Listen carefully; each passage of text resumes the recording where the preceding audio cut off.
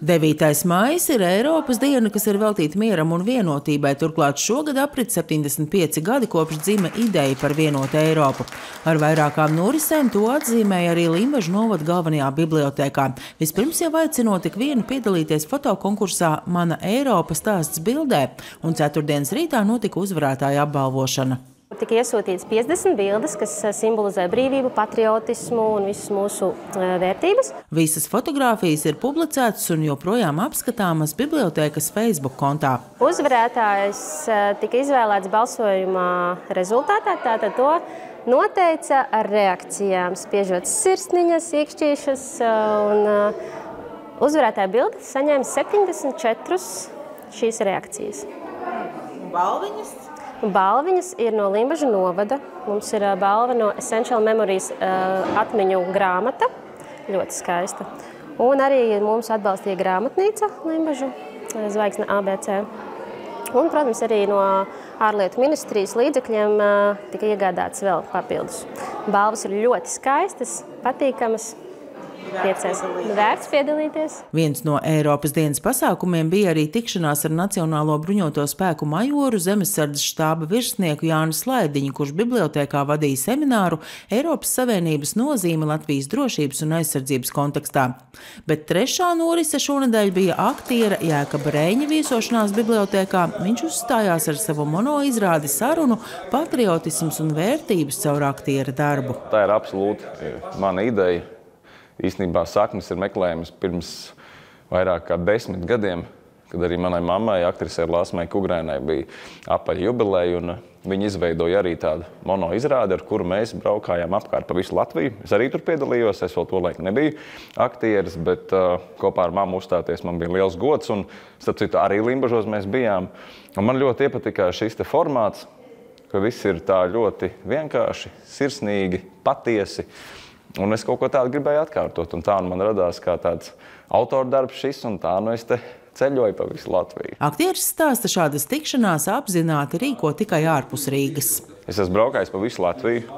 Es neesmu skaidījis, cik man ir šo te izrāžu bijis, bet tieši šī sirsnība, ko es saņemu no cilvēkiem, kuri nav Rīgā. Es nesaku, ka Rīgā tā nebūtu, bet ar šo te izrādi man ir svarīgi tieši braukt kaut kur tālāk no Rīgas. Un es nevaru pateikt, kādas ir tie jautājumi, bet vienmēr ir šī te dzirksts cilvēka acīs, kas man pozitīvi uzlādē, un es to vienmēr gribu atkārtot. Jā. Šoreiz klausītāju vidū pārsvarā bija Limbažu vidusskolas skolēni, un Jēkabs Renčs stāstīja atgadījumus no savas profesionālās dzīves, arī uzdeva jautājumus skolēniem, dalījās pārdomās par to, ko viņam nozīmē patriotisms un mīlestība pret savu valsti. Mēs visi zinām, ka mums ir mūsu valsts, mums ir mūsu neatkarība, mums ir mūsu brīvība, bet man ir tāds piemērs, ar ko es stāstu arī savā izrādē. Tad, kad mēs filmējām Dvēseļu puteni, Dvēseļu putenis bija ļoti pietuvināts tā laika reālajiem laikapstākļiem, un mēs filmējām Tīreļpurvā, Ložmetē kalnā, arī vairākas nedēļas, vairākas naktis pēc kārtas. Filmēšanas maiņa ilgs no 12 līdz 14 stundām. Ārā -25. Mēs visi sēžam tajos šineļos, jau brīžām jau tāds uz rīta pusi jau tāds sagurums un tāds viegls nokaitinājums parādās. Un es atceros, man šinelis jau bija piesals pie trančēs, un es rauju viņu nost. Un tad es tā pēkšņi domāju, bet pagaidi, Jēkab, tev šī filmēšana šodien beigsies. Tu aizbrauksi mājās ar siltu tējas tās, siltā dušā. Bet tie puikas to laiku pirms tiem 100 gadiem. Un tā viņi tur mēnešiem sēdēja. Uguns, kur kurināt tu nevari. Uzreiz vācu artilēriju virsū. Labi, ja kādam bija cimdiņi atsūtīt no mājām, citiem rokas piesal pie tās plintas. Un tā tie puiši tur sēdēja, un es domāju, Latvijas kā tāds to laiku nav. Ir tikai ideja, ka varētu būt Latvijas valsts. Un par ko tad viņi gāja? Par mūsu pļavām. Par mūsu ezeriem, par mūsu mežiem, par mūsu lauku sētām, par mūsu pilsētām, par mūsu bērniem, par mūsu vecvecākiem, par vecākiem. Un tā, man liekas, tāds brīnišķīgs patriotisma apstiprinājums. Aktieris dalījās arī ar vēl kādu aizkustinošu stāstu. Iepazinos ar vienu partizānu. Ziniet, kas ir partizāni? Jā, labs puiši? Jā. Nu, kā tu liekas, kas tas ir? Huligāns. Nē, redziet, tā daudz domā, bet tas nav huligāns. Partizāns ir tas cilvēks, kurš nepiekrīt esošajai varai, un viņš izvēlās tai pretoties, piemēram, iet dzīvot mežā. Otrajā pasaules karā ļoti daudzi vīri, arī sievas bija tādi, kuri gāja mežā, lai cīnītos pret ienaidniekiem. Tagad iedomājieties, ko jūs paklausieties. Es biju aizbraucis uz vienu pansionātu, es iepazinos ar kundzi, kurai bija 95 gadi. Bet šī dāma, kad viņa bija jauna, kad viņai bija 20, viņa dzīvoja mežā 9 gadus ar tikpat patriotiskiem cilvēkiem. Latgales mežos viņa bija 300 cilvēki, kuri dzīvoja Purvā uz Purvu salām, lai ienaidnieks viņus neatrastu.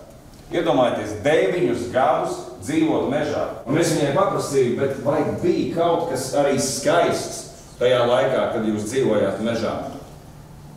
Un tagad uzmanīgi paklausieties, ko viņa man atbildēja. Viņa teica, jā, mēs dziedājām dziesmas.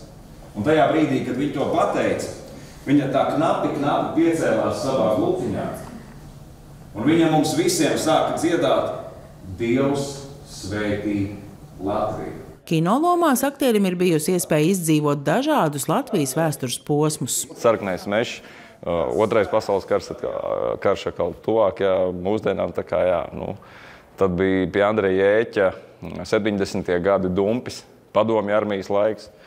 Bet tagad, starp citu, es varu izmest tādu mazu intrigu. Mēs šovasar ar Andreju Jēķu filmēsim jaunu filmu par 38. gadu.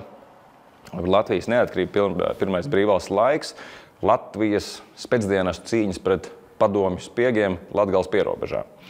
Tā kā tas arī tādā Latvijas kinematogrāfā būs tāds, manuprāt, liels ieguvums, ka mēs parādīsim mūsu skaistās Latvijas armijas formas. Savādāk bieži vien mums varbūt vēsture saistās tikai ar to, ka Latvijas ir bijis zem citas valsts kā karavīrs, bet nē. Arī mums ir savu armiju, stipra, spēcīga armija, un tas ir kā gods arī mūsu Latvijas armijai to parādīt. Limbažu novada galvenās bibliotēkas projektu Eiropas dienai veltīto pasākumu rīkošanai finansiāli atbalstīja ārlietu ministrija.